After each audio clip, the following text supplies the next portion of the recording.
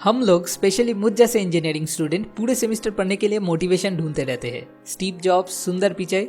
लेकिन जिस दिन एग्जाम के रूटीन आ जाते हैं उस दिन से तो जैसे मोटिवेशन हमें ढूंढ लेती है और प्रेशर में आके खाना पीना छोड़ के दिन भर बैठ के पढ़ने लग जाता है।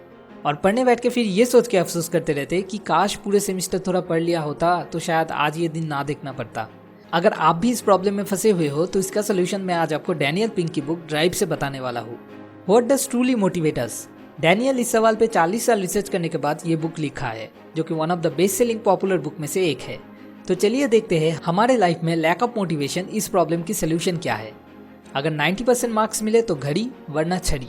इसी किस्म के मोटिवेशन के साथ हम बचपन से फैमिलियर है, जिसे author carrot stick approach of motivation कहते हैं। उनके हिसाब से ये अप्रोच 20th सेंचुरी के लिए ठीक था, लेकिन 21st सेंचुरी में ये आउटडेटेड हो चुका है। उन्होंने मोटिवेशन को 3 लेवल्स पे डिवाइड किया है। पहला है मोटिवेशन 1.0 या बेसिक नीड्स। इस मोटिवेशन का ड्राइवर है बायोलॉजिकल नीड्स, जैसे सर्वाइवल, कलेक्टिंग फूड्स, जो कि 19th सेंचुरी से पहले के लिए परफेक्ट था। सेकंड है मोटिवेशन 2.0 या एक्सटर्नल मोटिवेशन। इस मोटिवेशन का ड्राइवर है एक्सट्रिंसिक मोटिवेटर्स, जैसे पैसा, घर।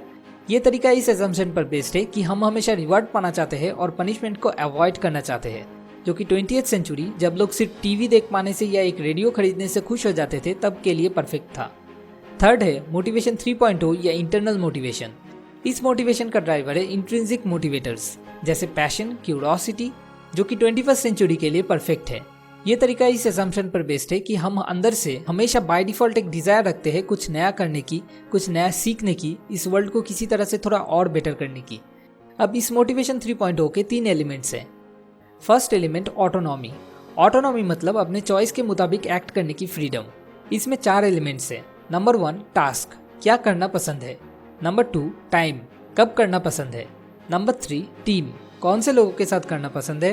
एंड नंबर 4 टेक्निक, कैसे करना पसंद है। इन 4 चीज़ों में फ्रीडम होना इनर मोटिवेशन को एक्टिवेट करने के लिए बेसिक है। अगर आप किसी भी सक्सेसफुल क्रिएटिव कंपनी को देखोगे, जैसे कि गूगल, उनके एम्प्लॉयज़ को ये सारे फैसिलिटीज मिलते हैं। सेकेंड एलिमेंट है मास्टरी। मास्टरी मतलब कोई ऐसी चीज़ में बेटर बनने की डिज़ायर जो हमारे लिए सच में कुछ मायने रखती है। अपने लिमिट्स को हर बार चैलेंज करके थोड़ा और ग्रो करना। अब मास्टरी को एनकरेज करने के लिए सबसे पहले ज़रूरत है प्रोग्रेस करने के लिए कोई कंडीशन क्रिएट करना, और फिर उस प्रोग्रेस को अचीव करने के बाद उसको पहचान के सेलिब्रेट करना। थर्ड एलिमेंट है पर्पस। पर्पस मतलब कुछ ऐसा करने की डिज़ायर होना जो खुद से भी बहुत बड़ा हो, जिसके लिए 3 चीज़ें ध्यान में रखना बहुत ही ज़रूरी है। नंबर 1 पर्पस हमेशा टॉप प्रायोरिटी पे होना चाहिए और प्रॉफिट हमेशा सिर्फ एक कैटलिस्ट की तरह यूज होना चाहिए। नंबर 2 फोकस हमेशा हाउ से ज़्यादा वाई पे होना चाहिए। एंड नंबर 3 पर्पस अपने खुद के दिल से बनाए हुए होना चाहिए, किसी के कहने पर या किसी को देख के नहीं। बस इन 3 रूल्स को प्रॉपर्ली फॉलो करके ही मोटिवेशन 3.0 या इनर मोटिवेशन पूरे तरीके से एक्टिवेट किया जा सकता है। In the year 1945 one famous psychologist Karl Duncker candle problem के नाम से एक टेस्ट इन्वेंट किया, जिसके जरिए किसी इंसान की लेवल ऑफ क्रिएटिविटी टेस्ट किया जा सकता है। ये कैंडल प्रॉब्लम कुछ ऐसा है, यहाँ पे सिर्फ एक कैंडल, एक मैचेस बॉक्स और कुछ पिन्स दिए जाते हैं और कहा जाता है कि उस कैंडल को जला के दीवार पे ऐसे सेट करना होगा कि उस कैंडल में से मोम निकल के टेबल पे ना गिरे। एक साइंटिस्ट 2 ग्रुप में स्टूडेंट्स को लेके ये टास्क कंप्लीट करने के लिए कहा। इसमें से एक ग्रुप से उन्होंने कहा कि इस टेस्ट के जरिए वो बस एक नॉर्मल स्टैट बनाना चाहते हैं कि इस प्रॉब्लम को सॉल्व करने में लोगों को ऑन एन एवरेज कितना वक्त लगता है। लेकिन दूसरे ग्रुप से उन्होंने कहा कि उनमें से जो सबसे पहले ये टास्क कंप्लीट करके दिखाएगा उन्हें एज अ प्राइज $50 मिलेगा। मतलब सेकेंड ग्रुप में उन्होंने रिवर्ट सिस्टम चालू कर दिया।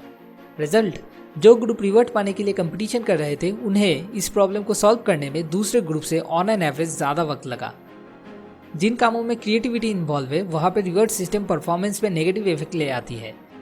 लेकिन एम्प्लॉयज़ के परफॉर्मेंस बढ़ाने के लिए तो ज़्यादातर कंपनी में सिमिलर बोनस सिस्टम अप्लाई किया जाता है। तो क्या वो गलत है? अगर वो कंपनी उसके एम्प्लॉयज़ से सिर्फ मैकेनिकल काम करवाती है तो वो बोनस देने वाली रिवर्ट सिस्टम ठीक है, जिसे ऑथर इफ देन रिवर्ट कहते हैं। If you do it then you will get that. लेकिन अगर वो कंपनी अपने एम्प्लॉयज़ से क्रिएटिव वर्क करवाती है जहाँ पे न्यू थिंकिंग, डिस्कवरिंग इन्वॉल्व है, तो ये तरीका बिल्कुल ही गलत है। ऐसे कंपनीज को नाउ देन रिवर्ट इस्तेमाल करना चाहिए। मतलब टास्क कंप्लीट होने पर कोई सरप्राइज रिवर्ट देना, एफर्ट के लिए ज़्यादा तारीफ करना बिना रिजल्ट पे फोकस किए, क्योंकि इन मामलों में फिजिकल रिवर्ट्स की जगह तारीफ या पॉजिटिव फीडबैक जैसे रिवर्ट्स ज़्यादा इफेक्टिव होते हैं। और एक इंटरेस्टिंग बात, अगर रिवर्ट ज़रूरत से ज़्यादा ऑफर कर दी जाए तो वो परफॉर्मेंस बढ़ाने के बदले बैकफायर भी कर सकती है। जैसे एक मोटर का रिपेयरिंग शॉप में अगर किसी मैकेनिक को ये कह दिया जाए कि अगर वो एक महीने में 50 से ज़्यादा गाड़ी रिपेयर कर पाए तो उसे डबल बोनस मिलेगा, तो हो सकता है वो उन कस्टमर्स को जिनके गाड़ी में सच में कोई भी प्रॉब्लम नहीं है उन्हें भी ये कहने लगेगा कि उनके गाड़ी में प्रॉब्लम्स है। इससे कस्टमर्स खुश होने की जगह उल्टा नाखुश हो जाएंगे। तो रिवर्स सिस्टम को भी ध्यान से यूज़ करना चाहिए। अब अगर इस पूरे वीडियो को समअप किया जाए तो बात ये बनती है, इनर मोटिवेशन को एक्टिवेट करने के लिए सबसे पहले ज़रूरत है अपनी मर्जी से चूज़ करने की फ्रीडम होना। सेकंड, उस काम में मास्टर बनने की डिज़ायर रखना। एंड थर्ड, एक ऐसी पर्पस टॉप प्रायोरिटी पे रखना जो कि बिल्कुल ही सेल्फ इंटरेस्ट से रिलेटेड ना हो और अपने लिए वो पर्पस खुद से भी ज़्यादा बड़ा हो। जैसे ऑथर ने कहा है, the secret to high performance is our deep seated desire to direct our own lives, to extend and expand our abilities and to make a contribution. एक बात तो गारंटेड है, एक बार अगर किसी काम में ये इनर मोटिवेशन एक्टिवेट हो जाए तो उस काम में हाई परफॉर्मेंस देने से आप खुद भी खुद को नहीं रोक पाओगे। आखिर में, अगर आपको इस वीडियो से अपने लाइफ की किसी भी प्रॉब्लम की सोल्यूशन ढूंढने में सच में इतनी सी भी मदद मिले तो ज़रूर लाइक और कमेंट करके हमें बताइए।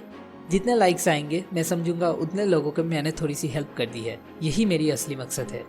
और हाँ, अपने दोस्तों के साथ भी ये वीडियो शेयर कीजिए, क्या पता शायद उन्हें भी इससे सोल्यूशन ढूंढने में थोड़ी सी मदद मिल जाए।